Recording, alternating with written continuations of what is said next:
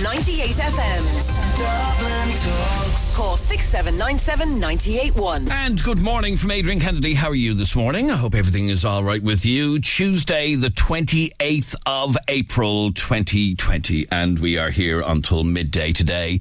A little bit later on in the programme, we want to get your reaction to a report today on the... from the Irish Independent. They're the only ones that seem to be reporting on this at this moment, and that is lockdown to be extended for another 2 weeks for the vast majority of the population. Now, it's I think, largely speculative piece. They haven't named sources and so on, but we're going to be asking how you feel about that a little bit later on, okay? We'll come back to talking about that a little bit later on. But before that, over the last few days, we have been contacted by hundreds of listeners, all with the same issue going on at the moment. They are waiting for refunds for their cancelled Ryanair flights. Now, many of you have had flights booked with the airline long before COVID-19 broke, and now with flights cancelled, many people have been looking for refunds but getting no joy. Now, if you're in this situation, we want to hear from you. Did you have flights booked with the airline or another airline, and how have you been dealt with by another airline? Are you waiting for a refund? Are you unhappy with the way you're being treated? The main complaint that has come into us is that it's impossible to contact the airline, firstly, and also that the airline was offering vouchers for cancelled flights as opposed to cash refunds. Now, we contacted Ryanair about this last week and asked them a full range of questions. This is what we got back. Listen very closely. This was the reply that we got back from Ryanair. For any cancelled flight, Ryanair is giving customers all of the options set out under EU regulations, including refunds. That's what their statement says. Nothing more, no more detail, just literally that. For any cancelled flight, Ryanair is giving customers all of the options set out under EU regulations, including refunds.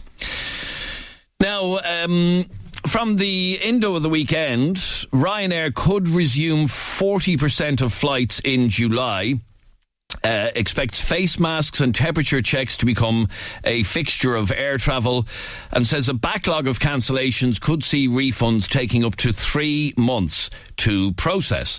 Kenny Jacobs, the airline's chief marketing officer, spoke to the Irish Independent as controversy continues over what passengers claim are difficulties contacting Ryanair for refunds. And we honestly, if there's one single item that we've received complaints about in the last week, it is this. It is one of the most common complaints we've received over the last couple of days. And in fact, Amy, you were one of the very first to contact us about this. You're due to be flying out tomorrow. Yeah, unfortunately, I'm supposed to be in Malaga tomorrow, but it was cancelled, which is fair enough. But yeah, I messaged in just to see if I was missing a trick with how to get the refund, to see if anybody else was having the same problem, and it seems that there's a lot of people out there with the same issue. So tell me when did you initially try to contact the airline? Ever since I got my email to say, because I originally requested a cash refund, because it did give you the option, would you like a voucher or a refund? I picked the refund, and then when I eventually got my email to say your refund has been successful, it was for a voucher. But in the email, it gives you a link to click to give you the option if you'd like a refund for your voucher. But then that page leads you to nothing. So I've been messaging Ryanair on the live chat every day since, so for about 2 weeks. But the chat, I could be on hold for maybe 8 hours a day. I have it open there in the laptop. Oh, you've left it open on, and a number of people have done exactly that. Left the chat open on their laptop or their computer or whatever, and nobody contacts you. Now, the airline have said that they are dealing with 10,000 more refund requests, 10,000 times more refund requests than they normally would, which I'm sure you will accept must be putting major pressure on the company, on the staff, particularly as a lot of the staff are probably working from home. So there's a lot of logistical issues. Do you accept that? Yeah, of course, but I think it shouldn't be up to like a support person to resolve this issue. Surely a company like Ryanair should have a form that you can fill in if you want to get a refund. You know, it shouldn't be so manual by somebody on the other end of the line to sort it out for you. So why have you've decided that you want the refund rather than a voucher? Why do you not want the voucher? I mean, it's only for €200. It's not a great deal of money. I just don't know what my plans are, you know, or whether we're going to be able to fly in the near future or anything. I just would feel more secure if I got a cash refund. Do you see a situation where you might fly somewhere in the next year?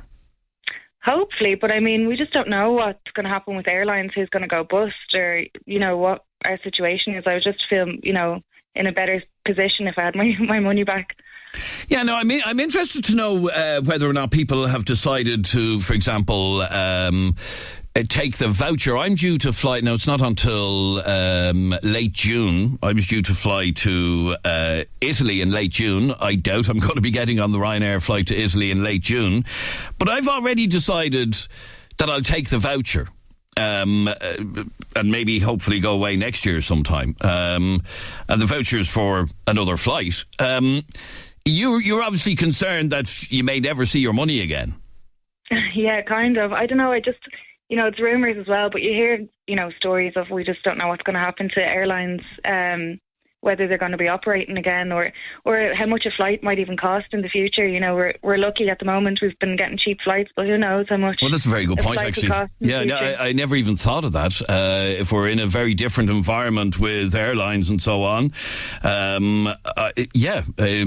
a flight to where were you meant to be going again? Malaga, yeah. Flight to Malaga could be £400 or £500 or something like that. Yeah, it could be. I never even thought of that. Okay, so you would prefer to get your money back, but literally for weeks now, no joy. Yeah. At this point, I think I'm just going to have to accept the voucher just because it's not worth, for €200, it's not worth the hassle trying to get the refund off them. I know, but you have me thinking now about, and in fact somebody just texted in to say exactly that.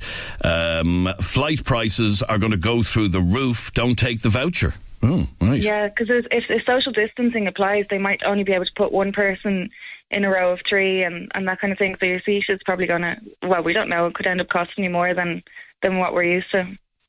Okay, stay there for 1 second, Amy. 6797981 is our telephone number. You can text, WhatsApp, or send a WhatsApp voice note to 0877 98 98 98.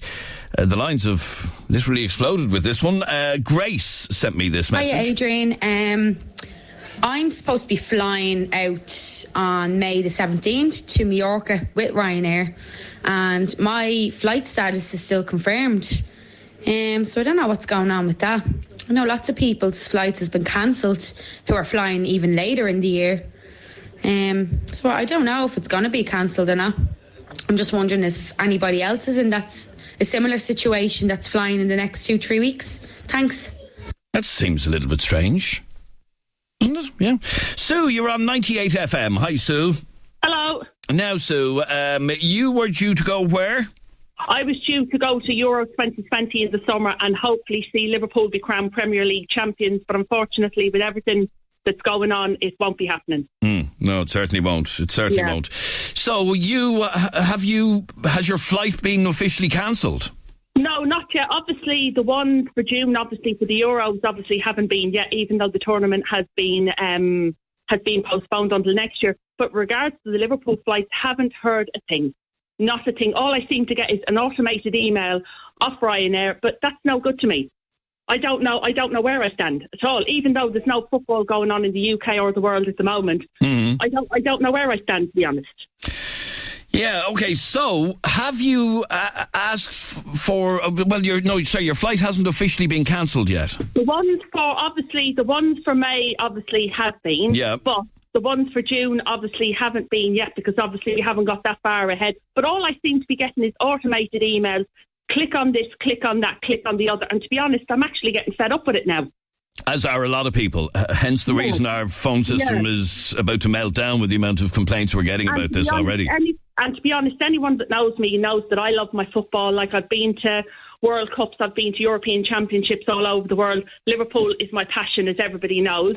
But it's just the fact that something that you're looking forward to, the Euros, only comes around once every 4 years. And for it to be dashed like this, it's just, devastating. I'm just devastated, to be honest. But what can you do? It is what it is at the moment, unfortunately. And unfortunately, it is what it is. And I should imagine a very large percentage of our audience listening right now had flights booked to somewhere over the next couple of weeks that are very unlikely to go ahead. And I mean, the reality of this whole conversation is we do have, and this is what Ryanair say in their one-line statement that they gave to us. Ryanair is giving customers all of the options set out under EU regulations, including refunds.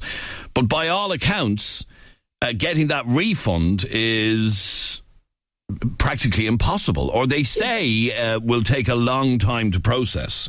I would think so, with everything going on at the moment. Obviously, we don't know when it's going to be safe to get on an aeroplane again. And as that last listener said, in regards to the social distancing, who knows how many people are going to be allowed onto a flight? Nobody knows how many people are going to be put onto a flight. You might only have one person in each row. Yes. And then it's said as well, flights are going to go through the roof. Like, I don't want a voucher, if I'm being totally honest. I just want my money back. And why do you not want the voucher? Because, to be honest, Adrian, nobody knows, as I said, how long this is going to go on for and when it's going to be safe to fly again. And by the time it comes around, the voucher could be gone out of date. I'd rather just get a refund for the substantial amount of money that and just put it in context, Sue. How much are you talking about? Well, you'd be looking at a lot of money for between flights and everything, and hotels and everything like that for the Euro. Okay, but specifically the flights. Well, you'd be looking at, you wouldn't be far off between €500 and €700. Okay, right. So, yeah, that's a significant chunk of money. And the thing with the Euros is UEFA have done a great thing now for everyone. They have informed everyone that the tournament has been postponed. And the fact that you either have the option of keeping your tickets until next year, or you can get a refund on the matches that you don't want to go to, which I think is a great idea. You still have the option to go, but if you don't want to go, you can get a refund. So have you made a decision on that? Oh, well, I definitely want to go because, it's, as I said, football is my passion and I love that. So please, God, all going well next year. I will be at the Euros next year and I will be going to the matches that I wanted to go to. But the fact that Ryanair, I know they have thousands of emails and this, that and the other and everything, but they should be letting people know if they're getting a refund, when they're getting a refund. Because what they did say, and I know it is very complicated in terms of actually getting to the point that you can apply for a refund, but what Ryanair said over the weekend is sorry, where did they say this? That refunds will take up to 3 months to process. To be honest, I don't believe them because I had trouble getting money back off them 2 years ago when we had the bad snow, because I was due to go to Liverpool that weekend. I had trouble getting my money back off them then. So I don't believe a word that they say now, to be honest. I really don't. And to be honest, I wouldn't be surprised if I don't get anything back at all. And like, I even tried through my travel insurance to see, and they didn't want to know either. And should you have been covered with your travel insurance? Well, I thought I would have been covered with travel insurance, but I think everyone, to be honest, obviously, that does have travel insurance that is in the same predicament as myself and thousands of others, I think there's going to be a loophole where if they can get out of giving you anything, they will. I think that's the way it's going to be, unfortunately, with everything that's going on. All right, stay there for 1 second, Sue.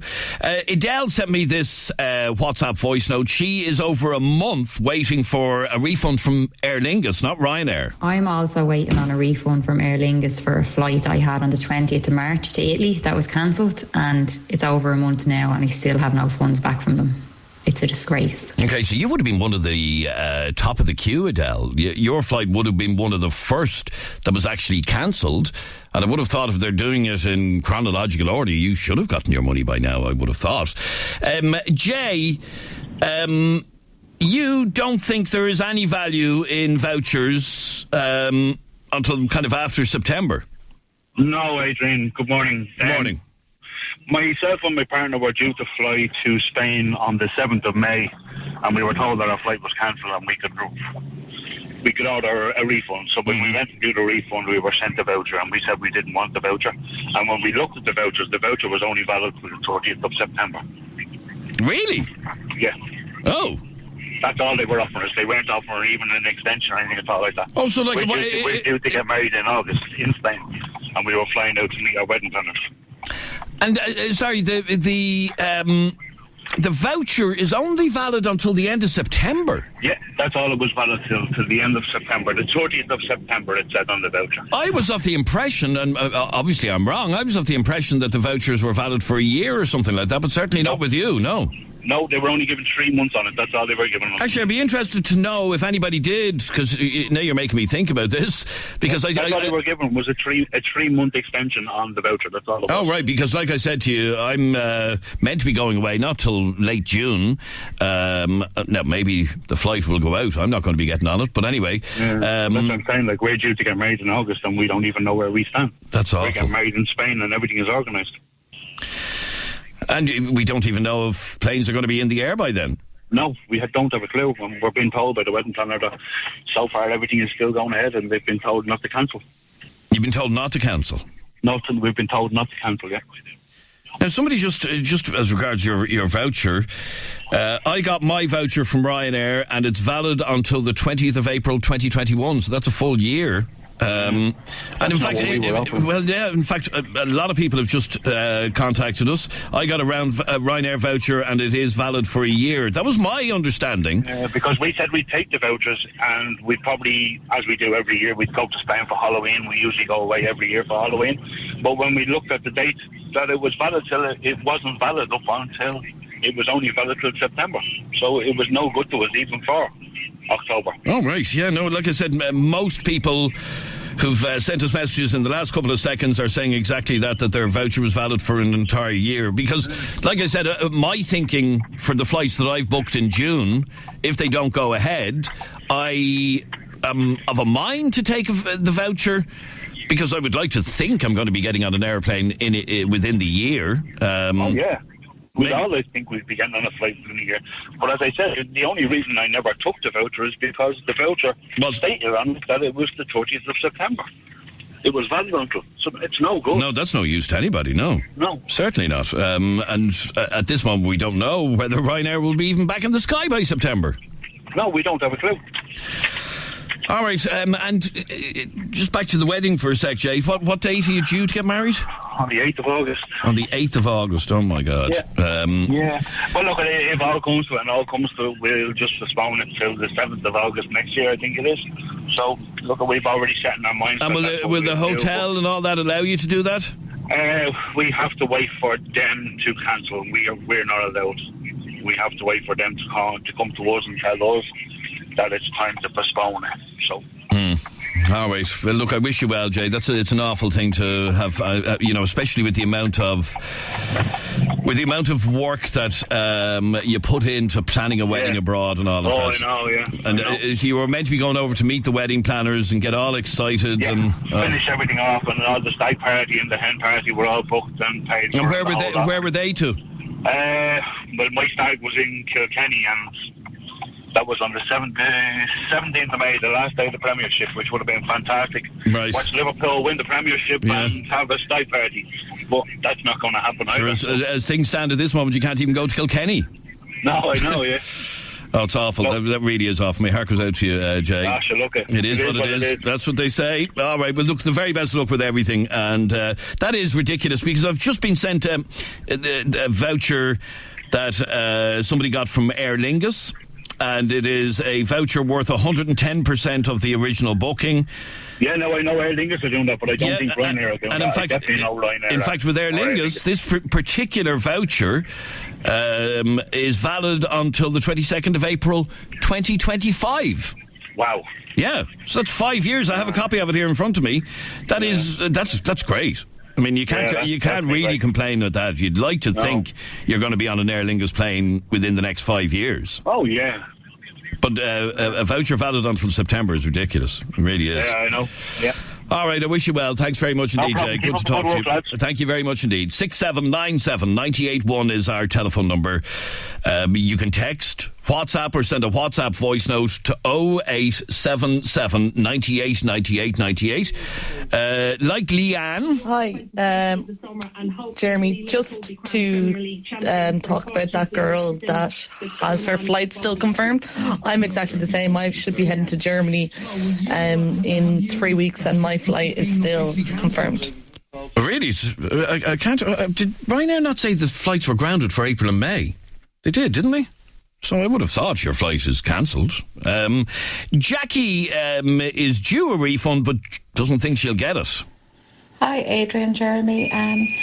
We were a gang of girls and we were to fly out on the 19th of March. Our flight went out even though we weren't allowed to go on it. So we lost that one. Our flight back on the 24th of March was cancelled by Ryanair. We are still waiting on a refund to this date. Honestly, I don't think we're going to get it. Okay, so one flight was not cancelled and the other flight was cancelled and she's waiting for the refund for the return flight.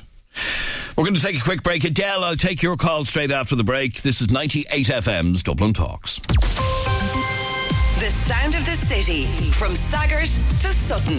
This is 98 FM's Dublin Talks with Adrian Kennedy. We are being flooded with calls, and I know an awful lot of people have been affected by this. And this is how you can get a refund, particularly out of Ryanair, seems to be the main issue here. Ryanair over the weekend, Kenny Jacobs, the airline's chief marketing officer, told the Irish Independent over the weekend as controversy continues over what passengers claim are difficulties contacting Ryanair.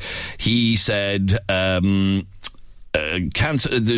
backlog of cancellations could see refunds taking up to 3 months to process. A lot of people want their money back, and in fact somebody texted us a second ago. My husband and my 2 brothers-in-law were due to go to Benidorm last week. I booked the 3 flights together. It was nearly €1,000. Obviously, it was cancelled. So I requested a refund, and same thing, I got a voucher. How do I divide a voucher between 3 people that won't be flying anywhere together anytime soon? Why can't they just issue a refund? Let me go to Adele. You're on 98 FM. Hi, Adele. Hey, Adrian. How's it going? I'm good, thanks, Adele. Ryanair in particular have said they are dealing with 10,000 times more cancellation requests than they normally would have to deal with. So that's obviously going to take them time. Yeah. I seen on Facebook there the other day, some person had commented under like a newspaper thing about Ryanair and the vouchers to say contact them on their Facebook Messenger, that they're back here within a few seconds. And when you go into it, because there was flights booked for Mum and my aunt, and I was trying to get a refund. The flight was cancelled. It was the 26th of March, so it was pretty early as well. And got a voucher. Mum was like, no, there's no point. Like, I want a cash refund. So I said, right, you know what? I've been trying to ring them, the web chat, everything for days on end. I said, I'm going to leave it and try even in June or July and try to get through to them then when things calm down a bit. But I just came across this the other day, went onto the Facebook, their official Facebook page, and went into Messenger. And it's like an automated thing when you click on. Oh, it's a bot chat you're having, so it's not really with a human being, is it? Kind of. Like it asks you, have you applied for a refund? And yeah, I have. Did you receive a voucher? Yeah, I have. Do you not want the voucher? No, I don't. And then it just asks you for the complete details of the flight that was inbound and outbound. And then the last message they sent when I gave the information, thanks for providing your booking information. An agent will now add you to a cash refund queue and you will be contacted directly via email. So like, grand, yeah, no bother. And I did see that the chap that had commented on the Facebook post, he was only waiting 3 days and he got a cash refund. Really? After contacting them on Messenger. Actually, I'd love to know, and in fact, as you're listening to us right now, text me the word yes or no to 0877 98 98 98. If you have had flights with Ryanair or Aer Lingus, by the way, because obviously we've 2 main airlines here in Ireland. If your flight was cancelled, have you gotten a refund? Like a cash refund back into your bank account? Text yes or no to 0877 98 98 98. I'm just interested to see if there is a percentage of people that have actually gotten money back. So, once again, if you were due to fly during this time and your flight has been cancelled, so for example, I'm not going away till June, my flight hasn't been cancelled yet. So, if your flight has been cancelled, have you gotten a cash refund? But if you requested it, by the way. Christy, you got it. Yeah, but contacting them on Messenger, you would have need to have requested a refund and received the voucher that nobody wants, or the majority of people want. And I was just actually thinking there on one of your last callers, see the way Aer Lingus gave the voucher for 5 years? Yes. Didn't that new law come in just before Christmas? I was of the impression that it did. Certainly that is with regard to gift vouchers. I don't know if this categorises as a gift voucher, but certainly Aer Lingus seem to be playing ball with that in terms of giving people a voucher valid for 5 years. That's, in my opinion, that's reasonable. I thought it was just vouchers. I didn't... Yeah, no, but I don't know if it applies to the airline industry. If anybody knows I'll try and find out the answer to that in a couple of minutes. Stay there for a second, Adele, because Christy, you did get a full refund. I did indeed, Adrian, yeah.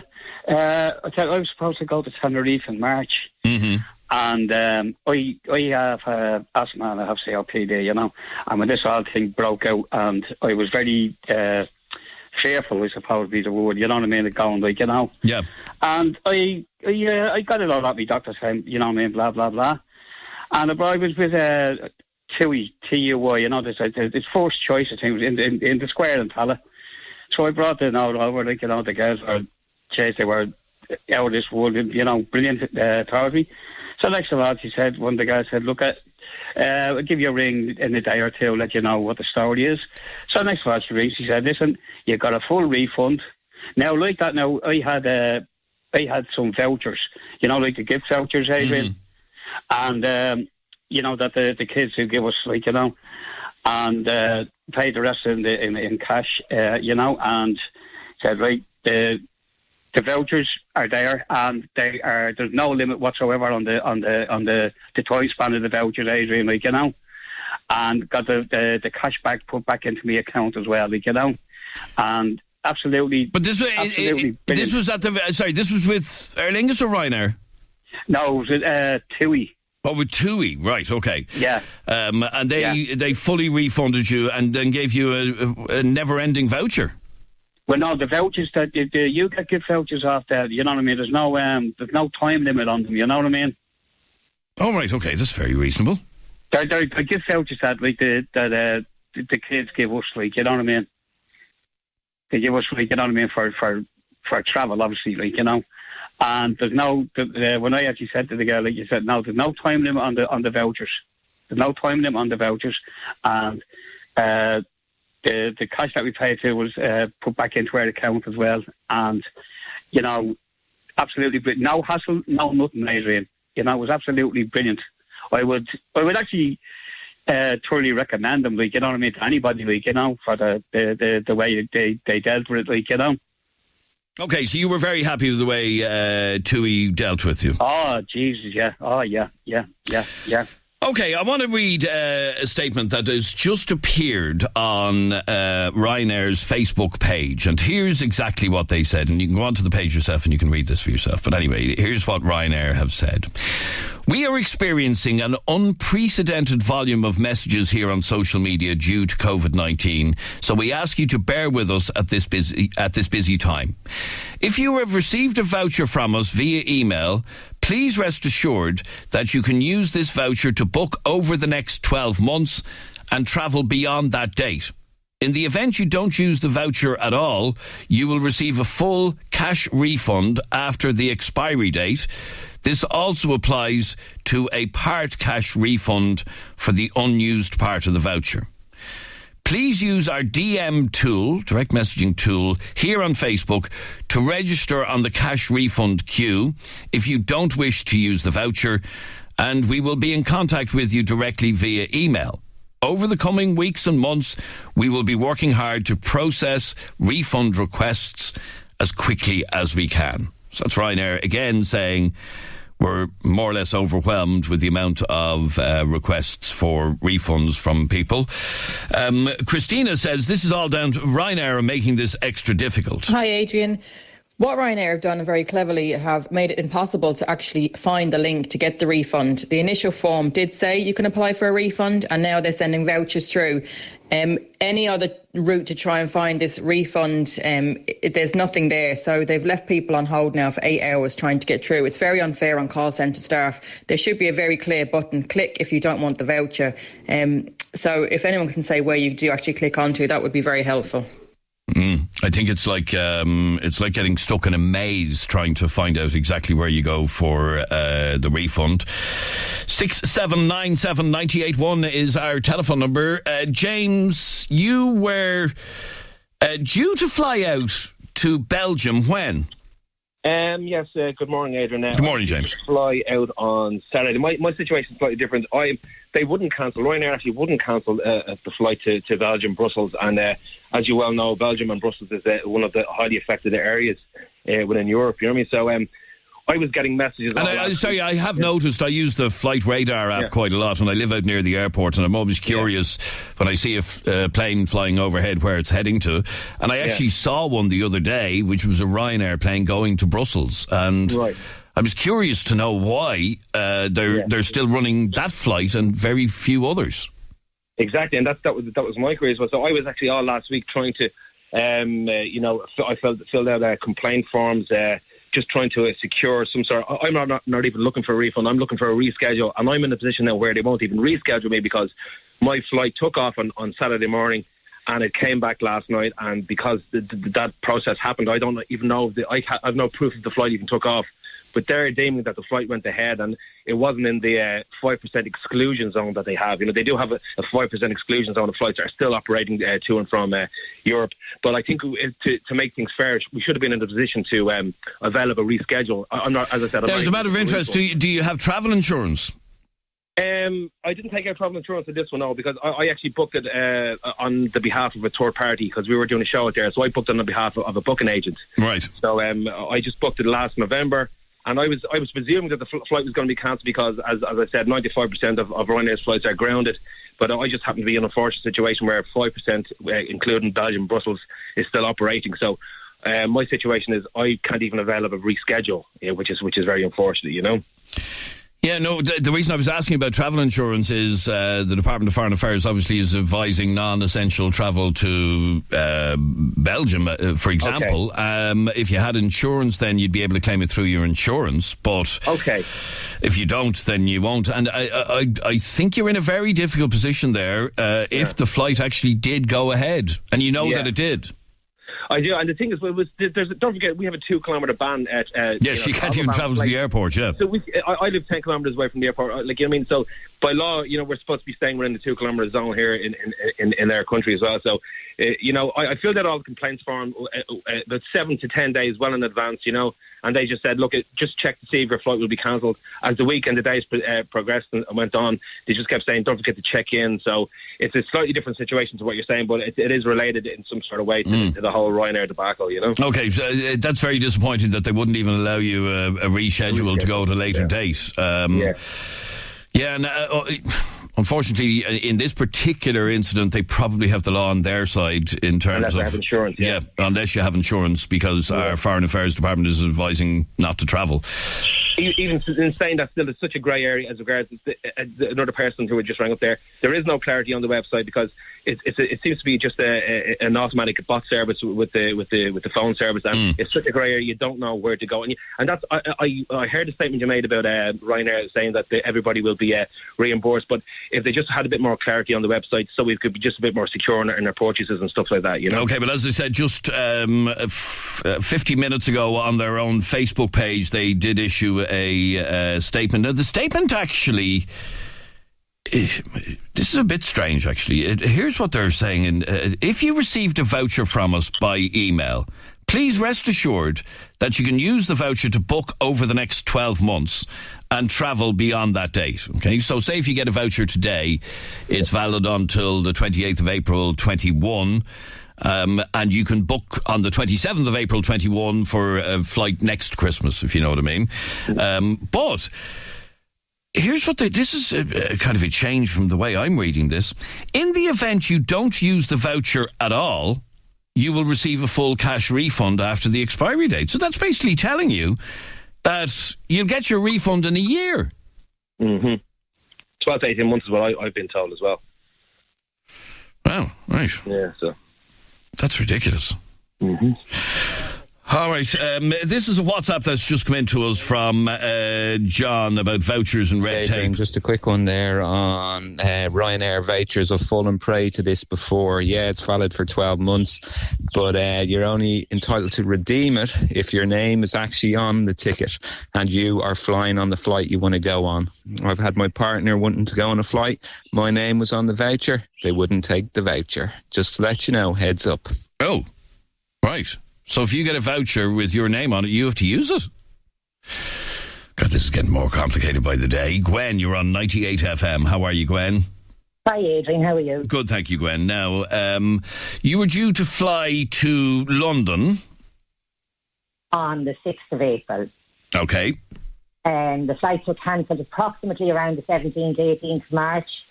But to this date, I still haven't received an email from Ryanair to say they were cancelled. I just found the information on the app. All right, so sorry, when was the flight? The flight was the 6th of April. And do you know if the flight actually went ahead? No, the flight couldn't go ahead because London had gone into lockdown at the time as well. Right, so, no, the reason I'm asking that is Ryanair are actually running a very limited amount of flights, and I've actually seen them in the air. And Brussels, as was mentioned a second ago, was one. I have a feeling there's a couple of flights to London as well. Yeah, no, ours actually, it had been cancelled, but I hadn't received any correspondence from Ryanair to say it was cancelled. It was just purely from checking the app myself to see what things... we had a couple of activities booked with the kids, and I had cancelled them, absolutely no problem, refunded through PayPal within 3 days. Harry Potter World was one. And there was no issue getting the refund out of them. They knew the situation with COVID and there was no issue. Then I contacted Ryanair the following day, having held for maybe an hour and a half on the phone, and I got a gentleman in customer service who told me that my refund would be processed, but it would take anything up to 20 working days. So that was fine. I was happy enough with that. The 20 working days came and went, and another 10 with them, and still nothing. So lo and behold, last Friday here, I got an email to say we sent you a travel voucher. You're not getting refunds. Despite the fact that I have 3 individual emails from Ryanair, one dated the 20th of March, the 28th of March, and the 9th of April to confirm that I was in a queue to get a refund. Yeah. All right, this is very frustrating for everybody. We're going to take a quick... I also got in touch with them. Sorry, apologies. I got in touch with them last week again anyway. Eventually, after, like everyone else, after hours of holding on Friday, and I got another gentleman said I wasn't happy with vouchers, that I wanted a refund. And he told me that I had been put in a queue for a refund, but they wouldn't even be entertained until the restrictions, and that was every final restriction on COVID-19 had been lifted, and then they would start to look at them. So, of course, Ryanair being Ryanair said, right, I just get him to clarify exactly what he means. And I said, well, I have to contact you again. And he said, yes, possibly you will. All right, so they said until every single possible restriction is lifted. Yes, that was the exact word. That could be the end of next year. Absolutely. And this is my fear with the vouchers. Like, we don't know what restrictions and we don't know what way they're going to go. Like, even, the statement they made this morning there on their Facebook page, I don't know if we can book by next April. What, I don't know when I'm going to be able to go again or do. So give me back the money that you got in good faith and let me decide if I want to book again. I understand everyone's under pressure at the moment. And I do understand, in fairness to them, if they're dealing with 10,000 times more cancellation requests than normal, I mean, that's huge for a company that obviously doesn't have enough staff to cope with that amount. Absolutely, and everyone knows that. But Michael O'Leary's no fool either. Like, there was a contingency fund there He was only on the news a couple of weeks before all this saying, he was good for cash flow for 12 months. Yeah, he did say more or less that. He did, yeah. So I mean, in fairness, people are in some families are in dire straits at the moment, and €1,000 is a lot of money when you don't have a wage. Absolutely, of course it is, yeah.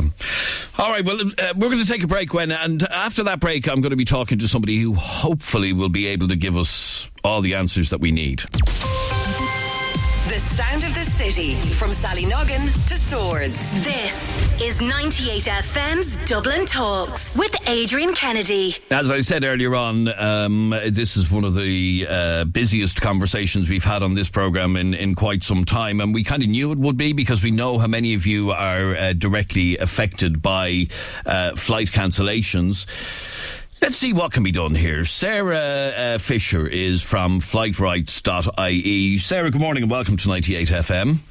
Good morning, Adrian. How are you? I'm sure today isn't the first you've heard about people complaining, particularly when it comes to Ryanair. What is the law here with regard to what they are obliged to do? Okay, well, it's fairly simple. If an airline cancels flights under Regulation EC 261 of 2004, a passenger is entitled to a refund of the full cost of the flights. That refund may be paid by voucher, but if the passenger doesn't want the voucher, then they are entitled to a refund by electronic transfer, check, any normal means of payment which provides a cash equivalent. And it's important that passengers at the moment note that an airline sending them a voucher does not constitute the airline having refunded them, unless the passenger accepts the voucher in writing. The airline can't say that they've refunded by voucher. Okay, so well, I'm interested in the statement that Ryanair put on their website, on their Facebook page about an hour ago, and this really seems to be dragging it out even further. If you have received a voucher from us by email, please rest assured that you can use the voucher to book over the next 12 months and travel beyond that date. In the event you don't use the voucher at all, you'll receive a full cash refund after the expiry date. So if you get a refund today, if you get a voucher today, the 28th of April 2020, it'll be valid until the 27th of April 2021, and you won't get your refund until after that. Well, am no, I that's not reading the case. that right? No, that's not the case. But what they are doing in that is recognising that they can't say they've refunded those passengers merely by providing a voucher. So what all of the airlines are doing at the moment is trying to push cash refunds down the road to try and protect their cash flow. What we would say is the refund is supposed to be paid in the manner by which the passenger wants it paid, and if the passenger hasn't requested a voucher or rejects the voucher, they should be paid cash refund. Those refunds ordinarily should be paid within 7 days. Obviously, at the moment, 7 days may be a little difficult, but passengers should give the airline 6 weeks maximum, and if they haven't been refunded within 6 weeks of requesting their refund, or if they're being told they're not going to get the refund and they have to wait for an indefinite period of time, then the passengers should go to www.flytrights.ie. There's a complaint form there, cancellations, delays, denied boarding, how to make a complaint. Fill in the form, attach the booking confirmation, attach the correspondence that they've had with the airline that shows that they have tried to get their refund, and submit the complaint to us, and then we'll deal with it.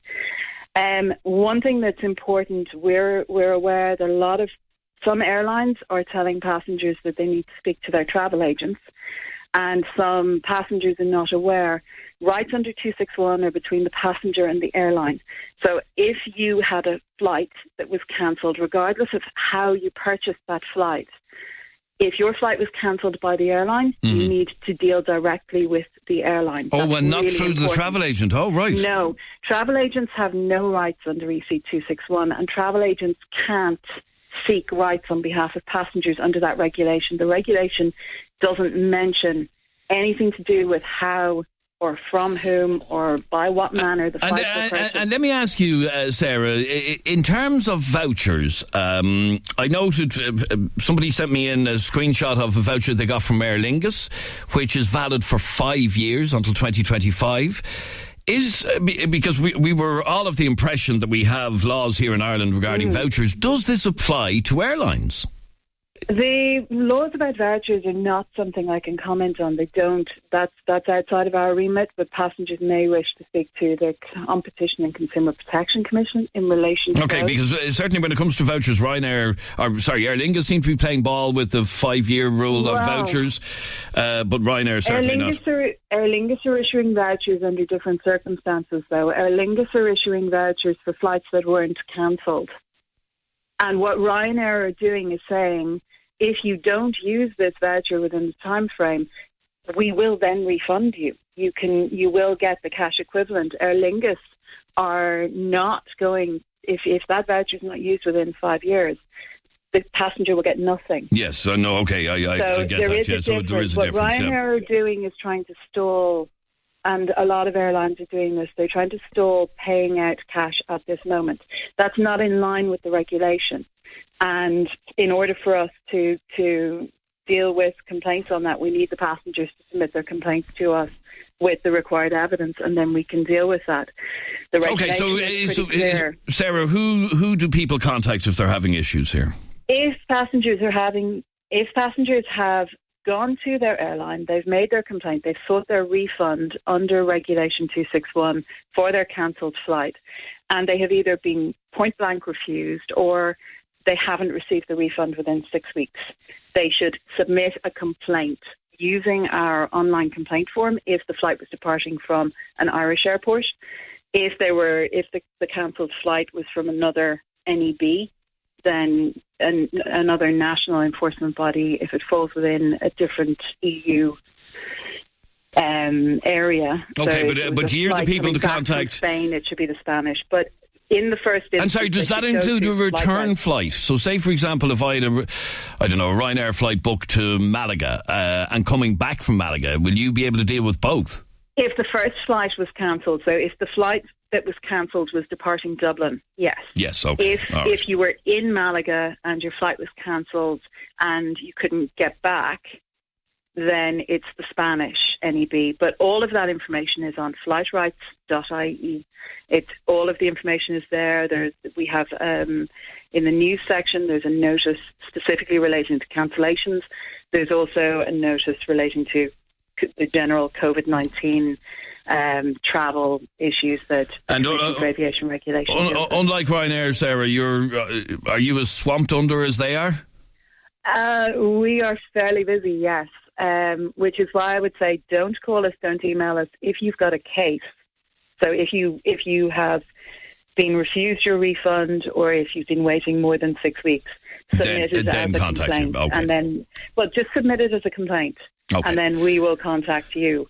All right. Because Sarah, sorry to cut across you because I'm just out of time. Flightrights.ie is the website if you want further information. I just want to finally play a bit of an interview that Michael O'Leary did with Sky News. In fact, this is one of the only interviews I know that he has done. This is Michael O'Leary from Ryanair speaking the other day on Sky News. Don't understand the scale of the challenge currently being faced by airlines on refunds. In a normal month, we process about 10,000 refunds for occasional flight cancellations, things like that. We're staffed up for that. At the moment, we're working with about a quarter of that normal refund staff because of social distancing and bans on people travelling to work. But we're dealing just in the month of April with 10 million refunds because all of the flights have been cancelled. So we have 25% of the staff dealing with about 10,000 times the normal level of refunds. Now, we are processing refunds, but what we try to explain to everybody is it's going to take us weeks and months to get around to everybody, but we will get to you eventually if what you want is a cash refund. The French government allows tour operators up to 18 months to pay a refund. Airlines don't have that sort of leeway. Would you like to see that being introduced as an expedient? Now, honestly, I don't think it makes any difference, because, whether it's 18 months or not, we will still get to you, I think, certainly within the 18-month period. But what we're asking most people to do, just to help us ease the backlog, is, look, huge numbers of people who fly with Ryanair fly with us regularly. Just move your booking to July, August, September, when at least we know we will be back flying with some kind of restrictions. But if you want a cash refund, that's fine. Well, as we've explained, but the cash refund is going to take us many months to get round to, and we're getting round to it in sequence. Even once our people are allowed to come back to work here in head office, we will have to spool up and add many more people to process refunds. All right, and that was Michael O'Leary speaking on Sky News the other day. 10 million applications for refunds, so maybe that'll put it into context. All right, if you're listening to 98 FM's Dublin Talks, we're back in a second. It's 11 o'clock across Dublin. Good morning. This is Adrian Kennedy. This is 98 FM's Dublin Talks, and this is Emma with Tuesday's top headlines. Thanks, Adrian. Good morning. An 18-year-old man is due in court over a number of alleged breaches of COVID-19 legislation. Gardaí in Ballymun say they tried to engage with the teenager before charging him. The National Public Health Emergency Team is meeting to discuss the next steps in the country's fight against COVID-19.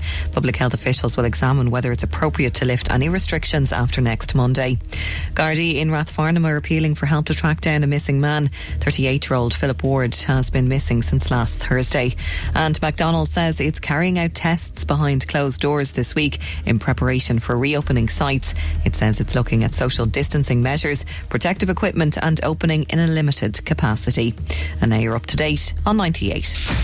98 FM's Dublin Talks. Call 6797 981. And good morning from Adrian Kennedy. We're going to play just another couple of WhatsApp messages. My God, the reaction to that has been unbelievable. And we're going to stay on this because I know some of you have said you got refunds from different airlines, but not from Ryanair. Gary says, we're talking about vouchers. He says your voucher might be worthless if you wanted to go away, say, for example, next Christmas. Hey, Jeremy, I was going to book a holiday for Christmas to go with the kids and my partner. I was looking in on the app there about 2 months ago. It was only 2,500. Now it went up to 3,500. I also have a holiday booked for Tenerife for the 20th of May, but now that's going to get cancelled. I'm not going to wait for the voucher because the voucher should last for at least 12 months.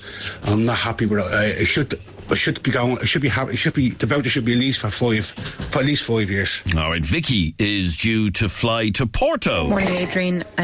I'm due to fly to Porto on the 13th of May for 3 days, and I literally only yesterday got an email from Ryanair to say that the flight from Dublin to Porto has been cancelled.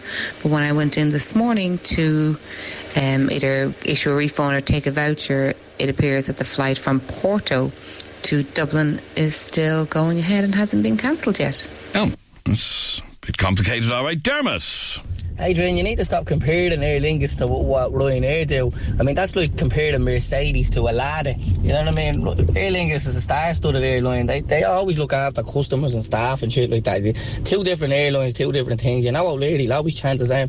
All right, and finally, this from Caroline. Hi, good morning. My husband got a voucher for his flight that he couldn't take, and Aer Lingus actually added on 10%. So if the flight was €100, he got it for €110, and I think it's valid for 2 years, which we thought was excellent. All right, Caroline, thank you very much indeed, and thank you all of you for your calls.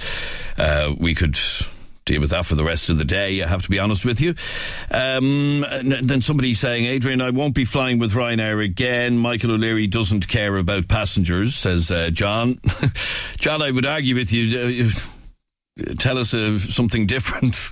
Do you know what I mean? This is a conversation that has gone on about Ryanair since time began, had the truth be known. All right, now, I want to bring your memory back a little bit. And see, do you remember this movie? It might make sense to you now in a second. We drill. We're bringing the world's best deep core driller. The United States government has just asked us to save the world. We're talking about space, right? Outer space? This is like deep blue hero stuff. I'm there. I'm with you. Beam me up, Scotty.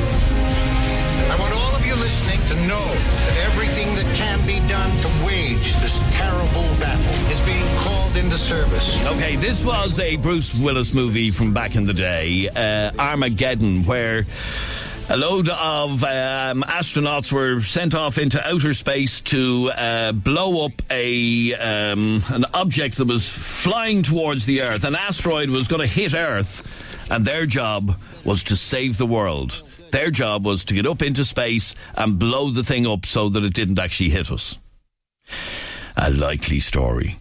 Well, is it a likely story? Because you may not be aware, and if you're not aware, I'm going to tell you right now. Tomorrow at, about 10 minutes ago tomorrow, if you know what I mean, 10:56 a.m. tomorrow, an asteroid is going to... Well, they call it a near miss.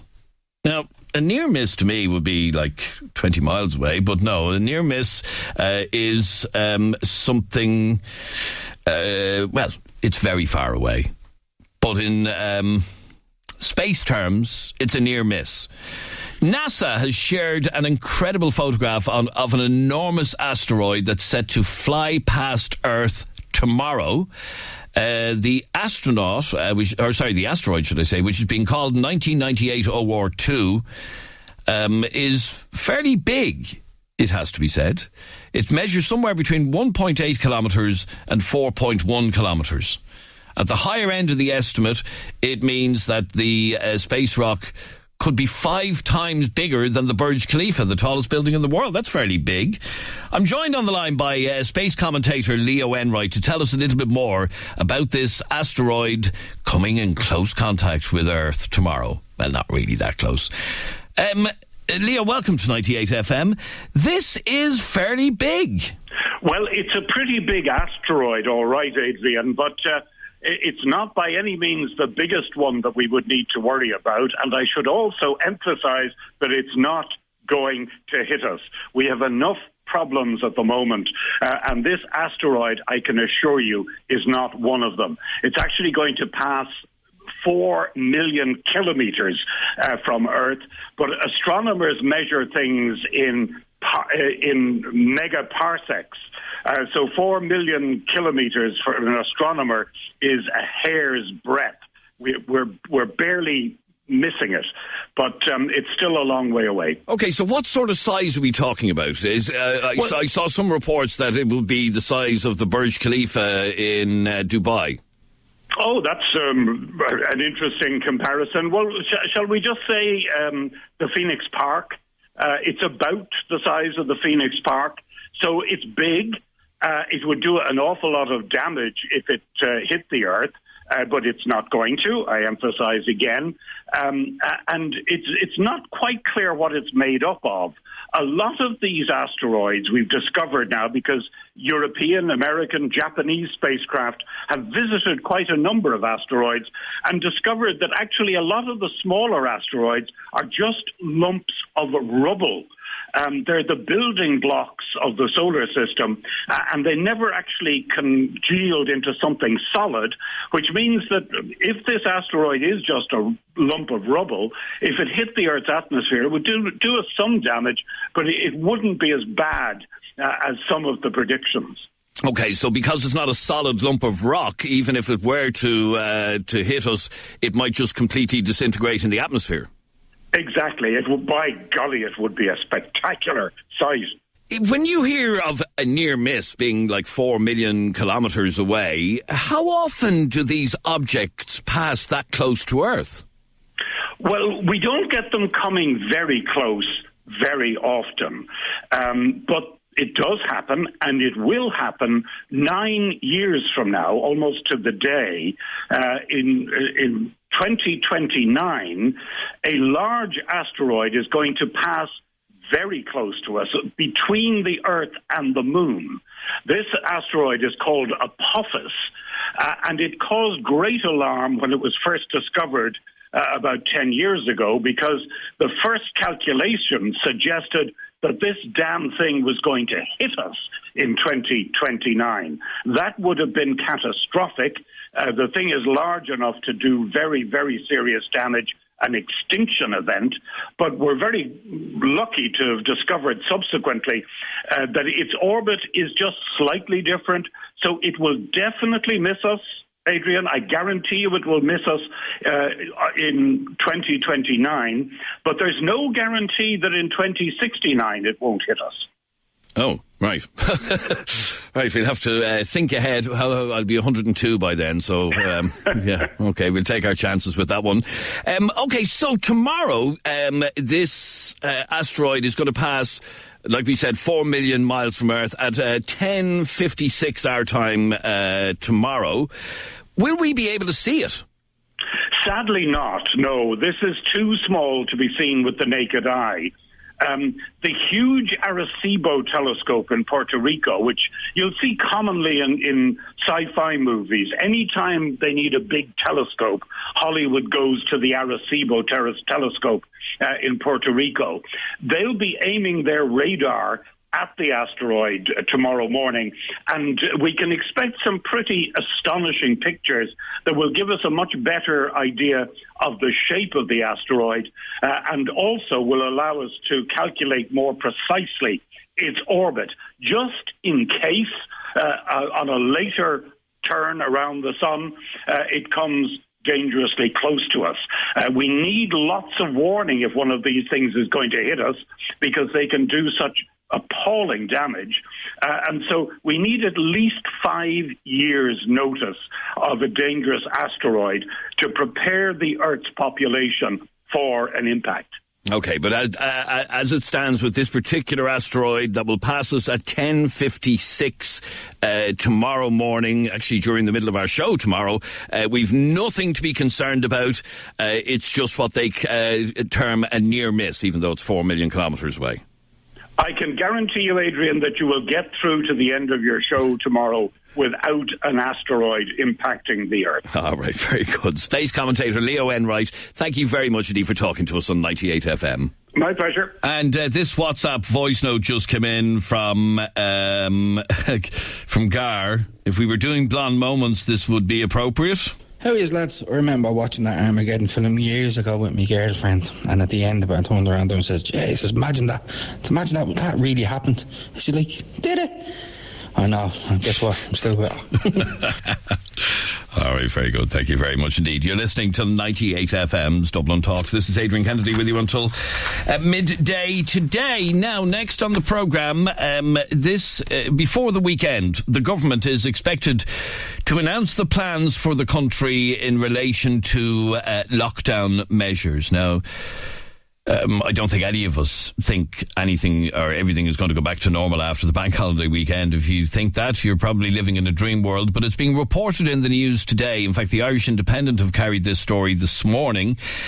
That more than likely the national lockdown will be extended for another 2 weeks for the vast majority of people when the current quarantine period officially ends after the bank holiday weekend. And that would take us right up to mid-May. It's being reported, as I said, by the Independent today, that the government will announce the extension on Friday, while also outlining a roadmap for lifting social distancing restrictions over the coming months. Now, the only easing of working restrictions from the 5th of May being considered is for those who work outdoors, such as construction workers and gardeners. And here's the question. Are you happy with another 2-week extension with the exact same restrictions in place? Is this needed? There seems to be a change in attitude over the last few weeks where, even the government admitted this yesterday, people are starting to get fed up with this lockdown. And I'd like to know what your thoughts are on this continuing for another 2 weeks, unless you happen to be somebody who works outdoors like construction workers and gardeners may, and I stress may, but may be allowed to return to work next week. Other than that, things stay as they are. How do you feel about that? I'd love to hear from you on 6797981. You can text, WhatsApp or send a WhatsApp voice note to 0877 98 98 98. Like I said, the Irish Independent reporting on this today that everything is going to stay as is for another 2 weeks. I'd like to hear from you. We're back in just a moment. The sound of the city from Ballybrack to Ballymun.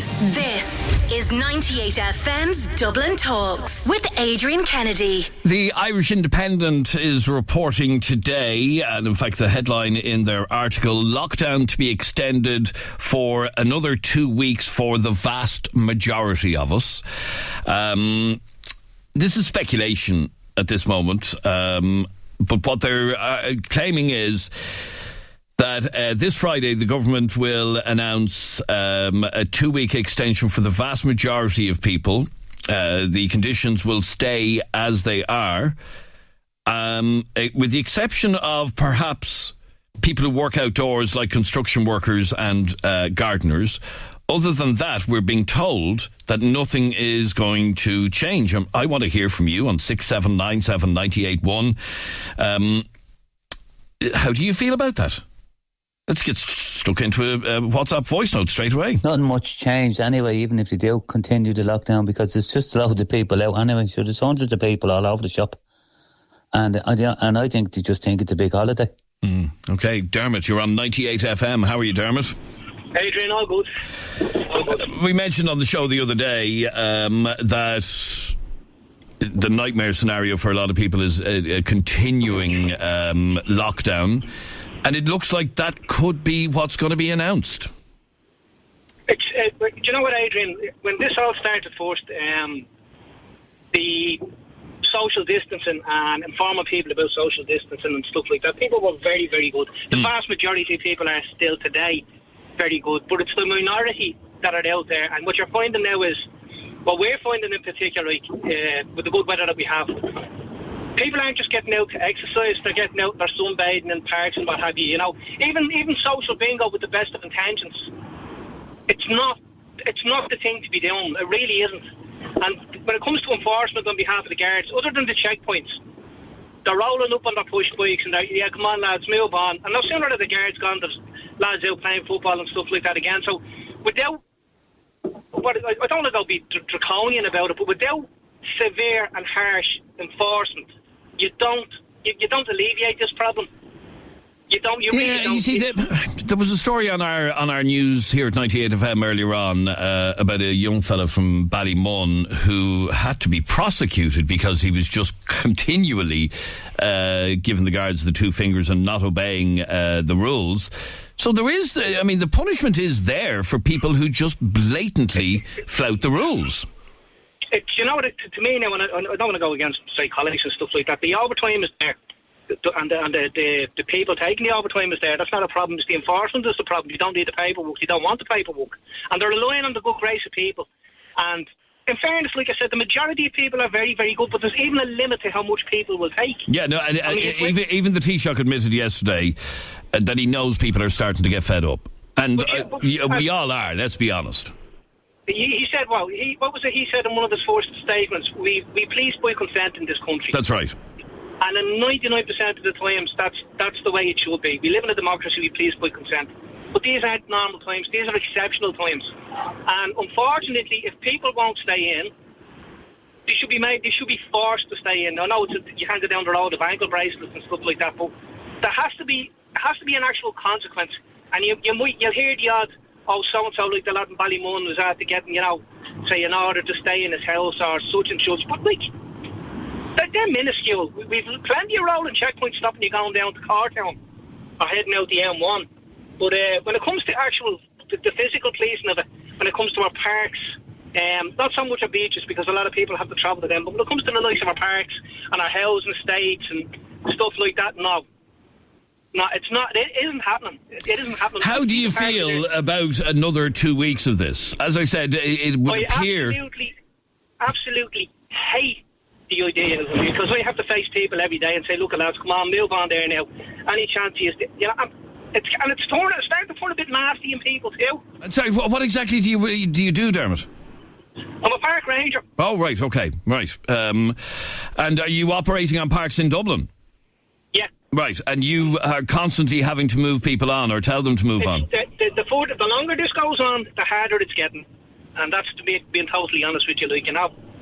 Like, it's got to the point now where I used to love going out on my days off. Now, even if the government told me to come out on my day off, I wouldn't. Like, yeah. It's getting that bad, like. Okay, so what you're saying is... And I do understand people's frustration. I really do, especially with younger people. But what you're noticing, as this continues, you're noticing more people likely to turn around and tell you to F off, basically. It's happened once or twice, but you're getting the grumblings now, man, this, you know yourself. Come on, like, I haven't got it yet, or... So we're only... The best one I've heard now is, like, we're socially isolating together. Like, 10 lads on an all-weather pitch. You know, don't keep 2 meters apart. And they're all supposed to be members of the one family. Like, you know where John is at the being, but you don't know where John's friends is at the being before you meet him. You know the sort of way. And I do get it. I understand people's frustrations, but the longer this drags on, the longer if we can't get the numbers down, the longer it's going to drag on. And it's going to come to the point where we end up saving everyone or killing everyone. That's the way it's going to go. Yeah, it certainly appears that way. And just for the record, yesterday we had another 386 cases. So we're not by any stretch of the imagination over this yet. I'm not going to name names, Adrian. So in one particular park that we deal with, we had over 100 people from a particular group of community who have been devastated by the coronavirus, and we noticed we've still over 100 of them there destroying milk. You know, and it's like it's becoming bloody impossible. Like, you know, it's not that the guards. It's not that the guards don't. Again, there's a lack of will to enforce it. Like, well, number one, right? If you do start cracking down, where are you going to start putting people? That is definitely a problem, all right. Anyway, the point being, this is all about suppressing this virus, stopping the spread of this virus. And personally, I don't really understand this, to be quite honest with you. How after 8 weeks or feels like 8 weeks, maybe 6 weeks of this, that we still have 386 new cases. Where are these people getting it? How are they getting it? That's another day's talk. Yeah. An awful lot of it is confined to the likes of nursing homes and stuff like that. There does need to be an interactive investigation into that anyway. That's irrelevant. Everybody is doing the social distancing, and it's working. It is working in a lot of shopping centres and places. Like, absolutely, 100%. Branches having it done. But what I find is, to me personally, right, is the cure going to be worse than the disease? It's becoming like that. And that obviously is the big concern for for politicians, for business people, and all of that. You just mentioned their politicians as well. I've heard, and I have heard it. I'm apolitical. I don't really give a hoot about politics. That's being honest with you. But an awful lot of people have said, like, we're not listening to him anymore, and referring to Leo. Simon Harris is playing a blinder. Now, I wouldn't be Fianna Fáil or Fine Gael, but I think the man has been very good. But nobody wants to listen to Leo. They're sick of looking at him. All right, 6797-981 is our telephone number. You can text, you can WhatsApp, you can send a WhatsApp voice note to 0877 98 98 98. 0877 98 98 98. I've just been sent a photograph which really, really annoys me.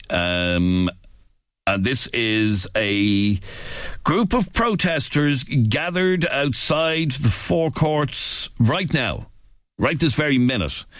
And they're there to support Gemma O'Doherty and John Waters in their case against these restrictions, which has been taken against the state in the High Court. But what's really bothering me, and in fact there's John Waters in the photograph, I'm looking at him, what really bothers me is the severe lack of social distancing in this photograph that's just been sent in to me.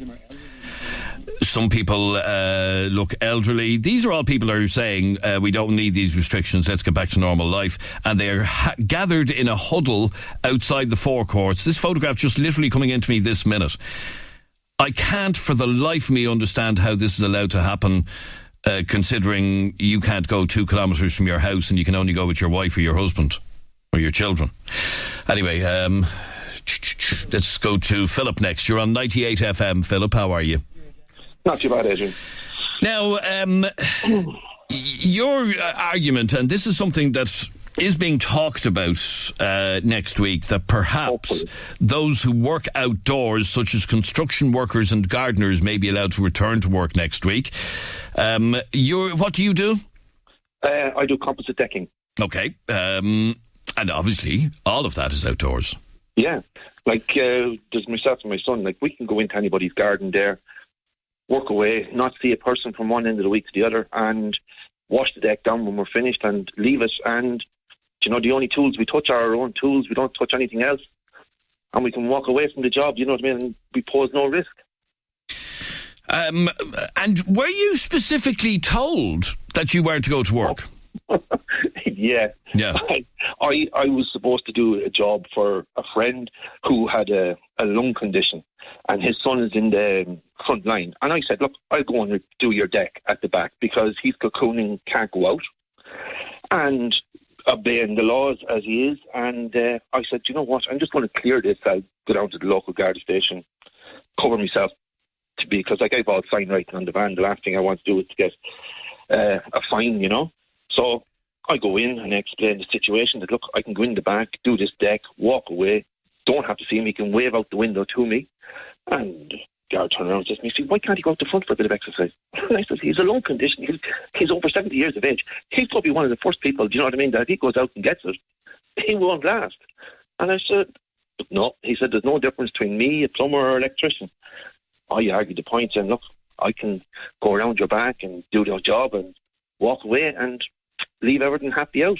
But look, rather than get into an argument, I just said no problem, and I'll do it when hopefully the ban gets lifted. Okay, so if as the Irish Independent is speculating today that people who work outdoors are to be included, you might be one of those people. Yeah, you hope. Hopefully. Yeah, because like while everybody here is absolutely delighted with the beautiful weather and they're sitting at home thinking this is fantastic, this is doing my head in because you know you could be very safely out there working. Yeah, exactly. I hate to tell you though, I'm looking at the weather for next week and it's not great. So you might be told, Philip, you can go back to work and then you get lashed on. But sure, yeah, I'll have the waterproofed out. That's Ireland for you. All right, good to talk to you, Philip, and fingers crossed that you do manage to get back working again next week. But the other side of this coin is, so this is what's being speculated, that an extension will be announced by Friday, outlining a roadmap for lifting social distancing restrictions over the coming months. But it is expected that most of us, the same rules will apply, except for perhaps construction workers and gardeners, people who work outdoors. And then immediately I got this message. I work in construction and don't feel confident in going back to work after the guidelines I received from the job. 1, if a co-worker has suspected COVID-19, it is recommended that the site stay open. 2, if a co-worker has COVID-19 and you have not had face-to-face contact, you're okay to go, or you're okay to work. So how are you supposed to know where the COVID-19 worker was on the site and what he has touched or coughed? So there's somebody who is saying, even if I'm allowed to go back to work next week, I don't know if I actually want to. Alan, you're on 98 FM. How are you, Alan? Good morning to Adrian. Now, firstly, let me say, I'm not head over heels delighted that we're looking like a 2-week extension here. I'm like most people. I would just love to get back to work and get back into a normal routine. But the reality is, as one of your previous callers alluded to, it's a small amount of people that are making it more difficult for the rest of us to get back to normality here. They're flagrantly abusing the fact that of the guidelines that have been laid down. The main point here is, why would you want to take even a 0.01% chance of either infecting yourself or a family member or a friend and potentially killing them? It's as simple as that.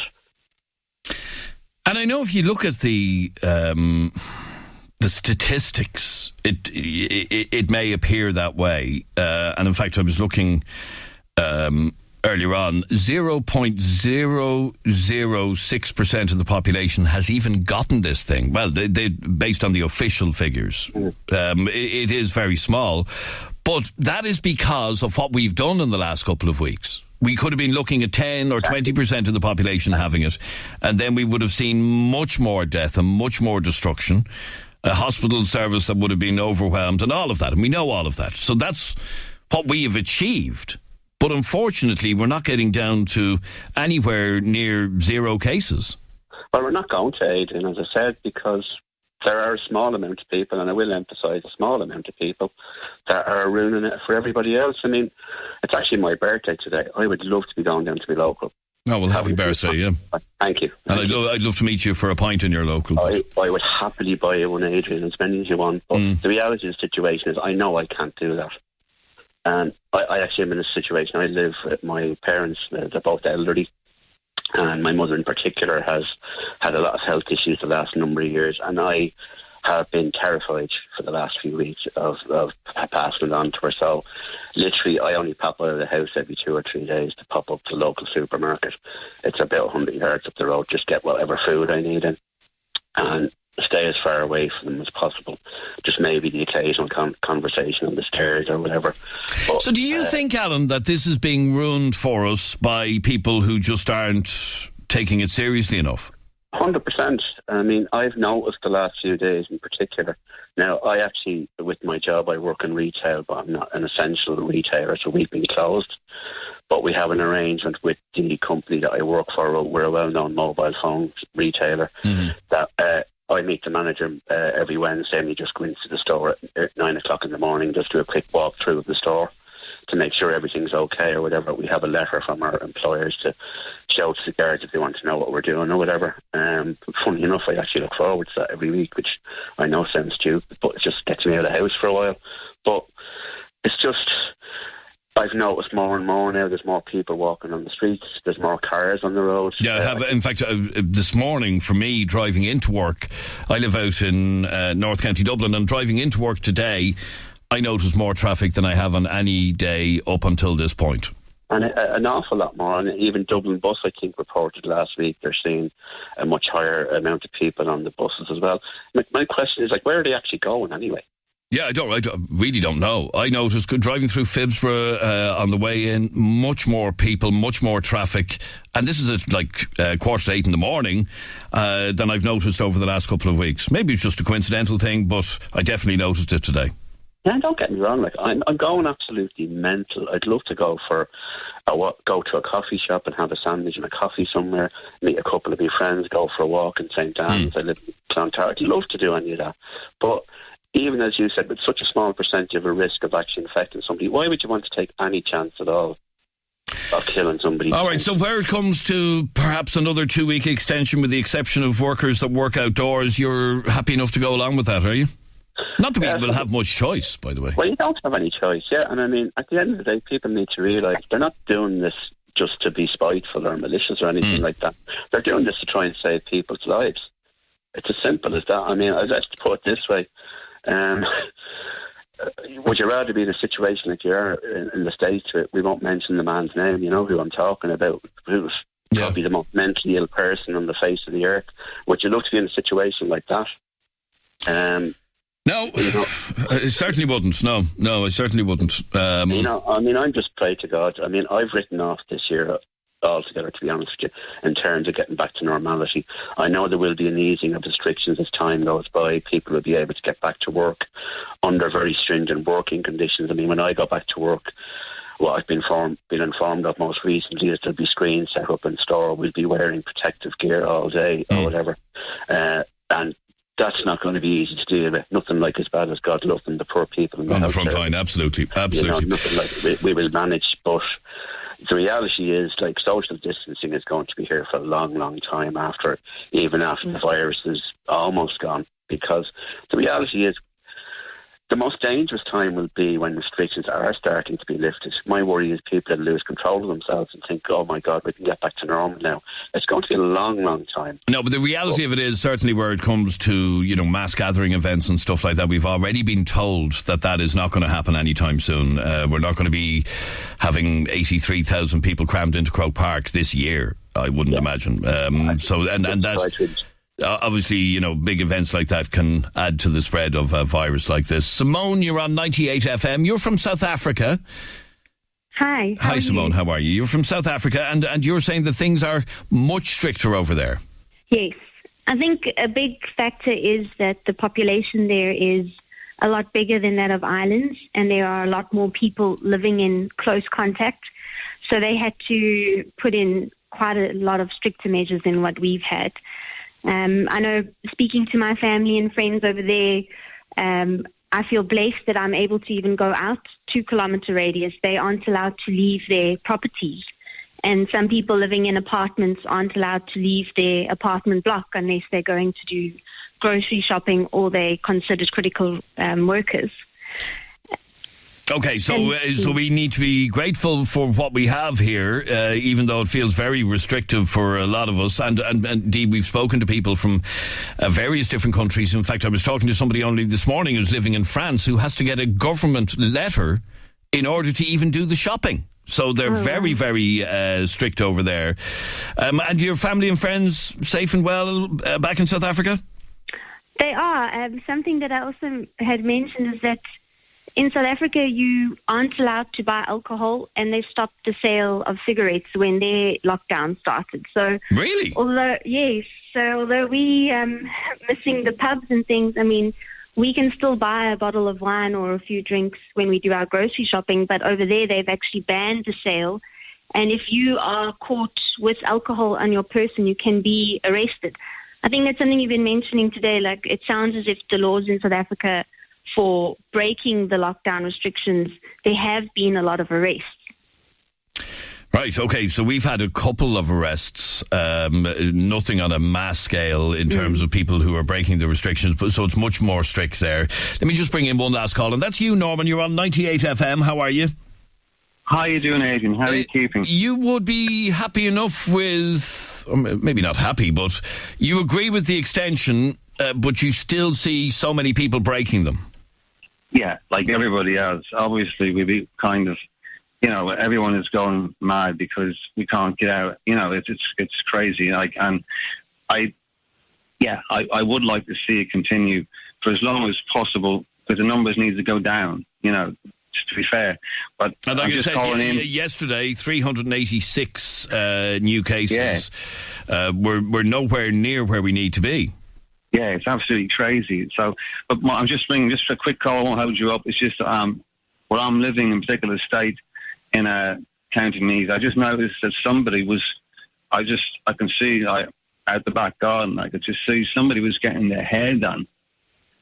And this other person that come in, they weren't actually from the housing estate or any relation of a particular person getting their hair done, but yet they're at the back garden yesterday as the sun was shining, which is fair enough. Mm. And in fact, we've heard lots of stories over the last couple of days of hairdressers secretly going around to people's houses and doing their hair in out the back garden or whatever. But people, the point you're making is people are taking stupid chances with this virus. Yeah, it's kind of got a lot of people now. Just everybody obviously is bored and fed up, but it's just got. Really lackadaisy. That's the way I feel it's gone. So if this doesn't stay for another couple of weeks or even a month, worst case scenario, people are just going to keep continuing doing it on as if, as one of your previous callers said, just like a holiday for the last month, So I think we have to get serious, get the numbers down completely and just totally get on top of this. That's all we can do. I know everyone financially is suffering, but thanks very much for taking my call. No problem at all. Regards South Africa not selling tobacco and alcohol, there has been civil rest over that, says this message. Off licences even being broken into. Like I said, we have it easy here compared to many countries in what they are allowed and what they're not allowed do. And Adrian, Ireland will be one of the last countries to lessen restrictions due to our inability to get the testing correct.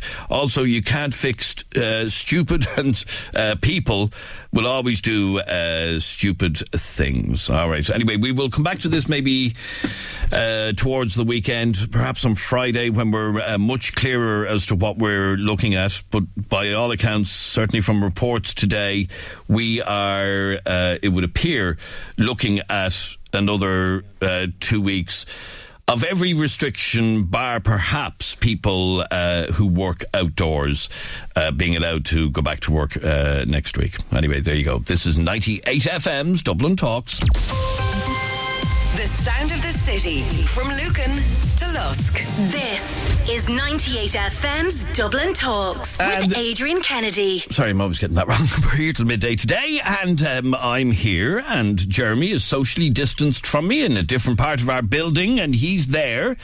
Jeremy, what do we want to talk about for the last bit of our show today? Well, it's interesting. We were looking on social media yesterday, and loads of parents are sharing stories, because as you know, kids are at home at the moment. Kids have never been at home for more time than they have been in the last couple of months, and as I know this only too well, when you have two kids in the house for a long period of time, they start breaking things and wrecking your head and all that. So parents have been taking to social media over the last 48 hours to tell stories about the things their kids are doing in the house, wrecking stuff, breaking stuff, basically getting on their parents' nerves. So we thought, we were thinking back to our own childhood.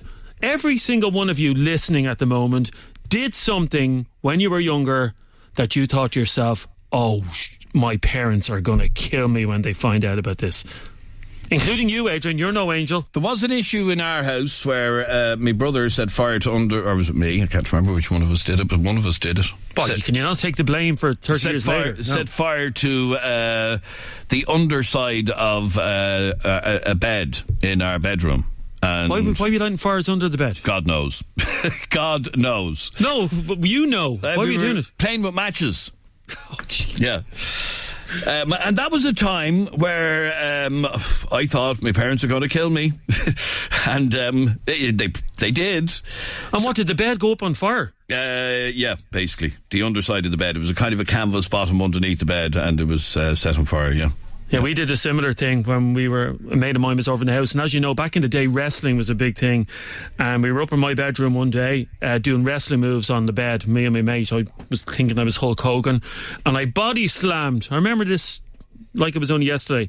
I body slammed my mate onto the bed. And with that, the bed went through the floor of my bedroom and ended up through the ceiling on the living room underneath us.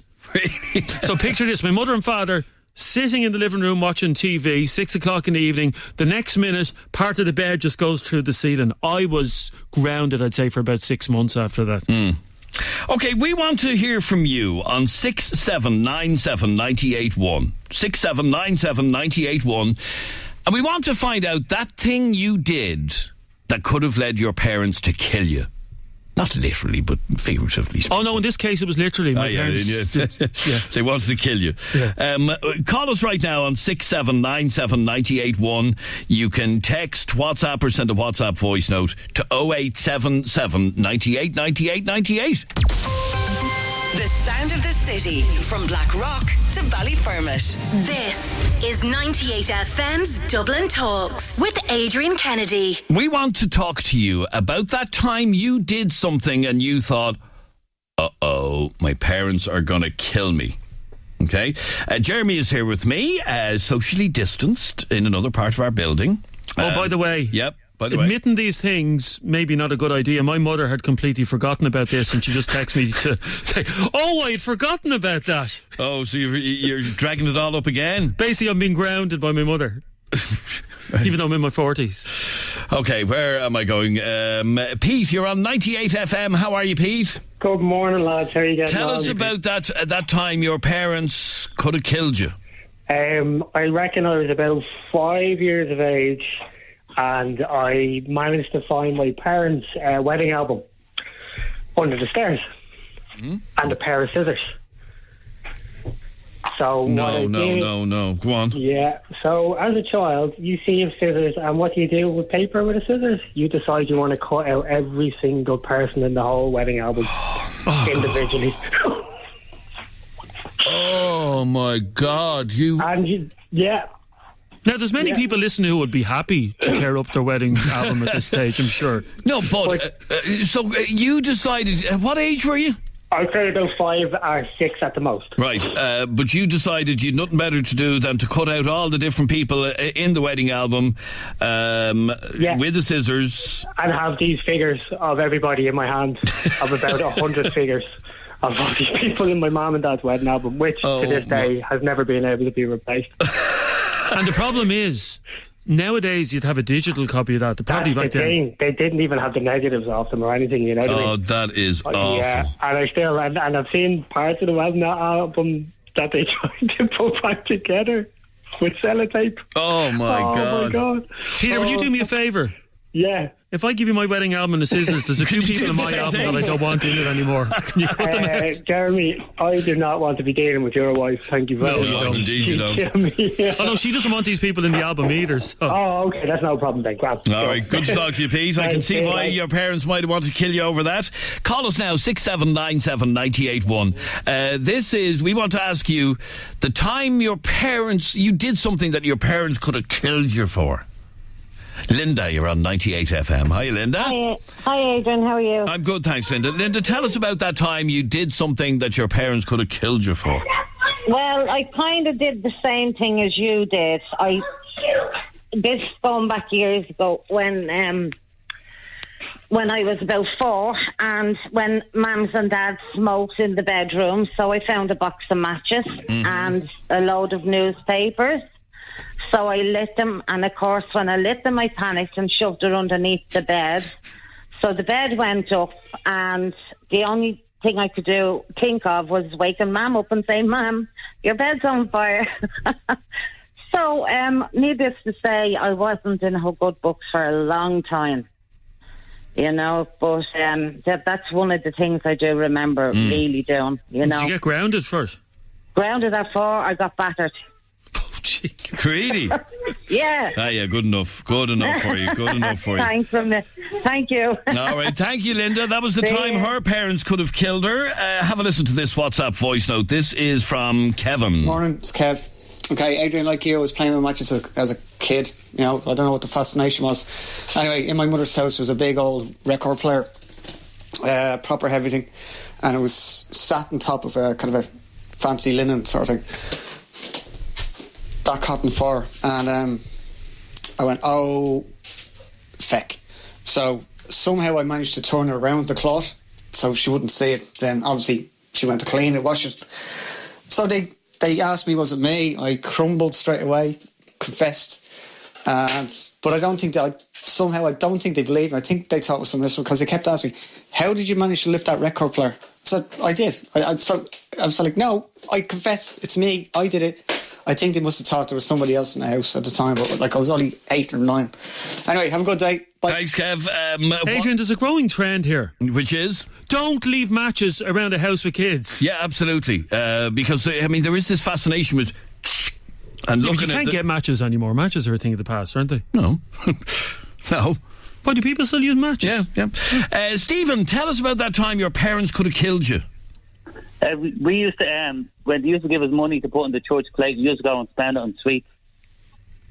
Yeah? Yes. So you used to rob it? Instead of putting it on the church plate, like the collection plate, we'd go to the shop and spend it on sweets and blackjacks and fruit salads and big time bars. Right, so you'd be given money to put in the collection plate, but you wouldn't put it in the collection plate, you'd go off and spend it on sweets. Yeah, and sometimes we used to take money off the collected plate as well. Okay, that's definitely not a good thing to do. Actually, I don't know if you've ever watched Dairy Girls. Have either of you watched Dairy Girls? Yeah. There's one scene in Dairy Girls where she's at Mass and she's putting a fiver in and she's taking her change back out of it. It's quite funny. You're not meant to take change. You put in whatever you want to put in and leave it there. All right, Stephen. Claire sent me this WhatsApp voice note. So I attempted to give myself a new fringe the week before my first Holy Communion. I didn't have an awful lot of hair to play around with in the beginning, so needless to say, I thought my mum was going to kill me. I'm very lucky I made my first Holy Communion that week. She gave herself her own fringe. Again, don't leave matches or scissors around children. Yes, absolutely. Keep them coming in. Send us a WhatsApp voice note to 0877 98 98 98, or better still, call us on 6797 981. We're talking about that time your parents could have killed you because of whatever it was you did. Brian, you're on 98 FM. Hiya, Brian.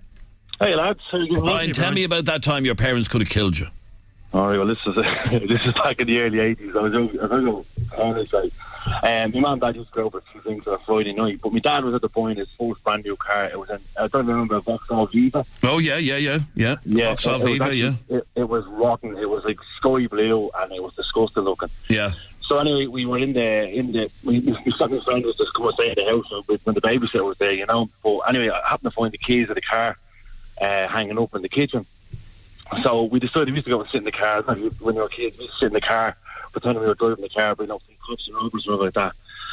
And in my wisdom, I decided, geez, I wonder if I could start the car. So, not understanding what in gear meant, nothing like that at all. So the car was parked in the garden, put the key in the ignition, as you do, turned the ignition, the car shot forward, hit the porch, smashed the porch up, the whole front of the car was wrecked. And needless to say, I was going 43 now, and it literally drove into the porch. I drove into the porch. It shot forward into the porch. The car just jumped forward and it's in gear. And come here, what age were you? I was 10. Oh my God, I'd have killed you. Oh well, this is the day when it was all right to batter your kids. Oh my God! So how much damage did you do to his car? And I'm remembering this was your dad's very first new car. Yeah, there was a fair few £100 worth of damage under the time, but the house was the worst because it was at something wrong happened to the structure of the house where the porch was. Oh my God! So you literally tore the house down? Nearly tore the house down. Right, I could see why your parents might want to kill you over that one. All right. They never let me live it down. No, I'm not surprised. I wouldn't either. Thanks, Brian. Great story. Claire sent us this WhatsApp voice note. So I attempted to give myself a new fringe. Oh, sorry, we played that. Sorry, my apologies. Alexandra has just sent us this one. Hi, Adrian and Jeremy. One of the things I did when I was younger, I would have been about 6 or 7. I brought in a can of cider into school. I had no idea what it was, but I just found it in the fridge that morning and thought I'd have a nice as Dad's treat. So sure, I'll have a treat today in school. So I brought the can in and I cracked it open on morning break. And of course, when the other girls in the class knew that I shouldn't be allowed, it was an adult's drink, so the teacher came in, running in, and the 2 parents got called up to the school, and believe me, I have not lived it down to this day. The story comes up still every single Christmas. That's your parents' fault for leaving the can in the fridge, isn't it? That's brilliant. Bringing a can of cider in for a treat day. Well, you know. Actually, did you notice on her message, and I've noticed this a lot with different people's WhatsApp messages over the last week, you can actually hear birds tweeting in the background.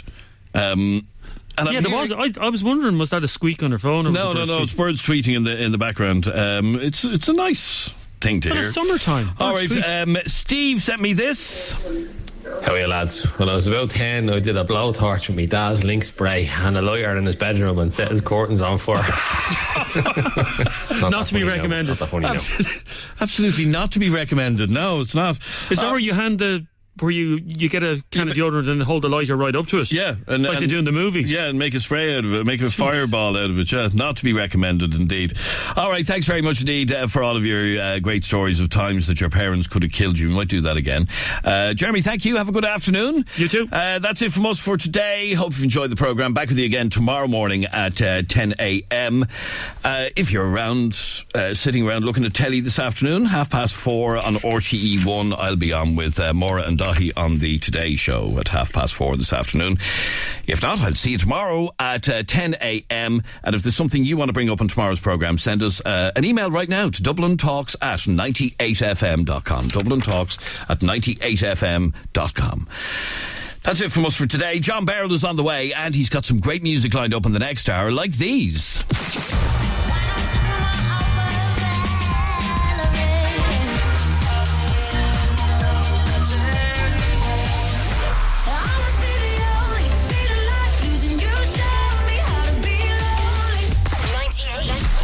98 FM. Hello.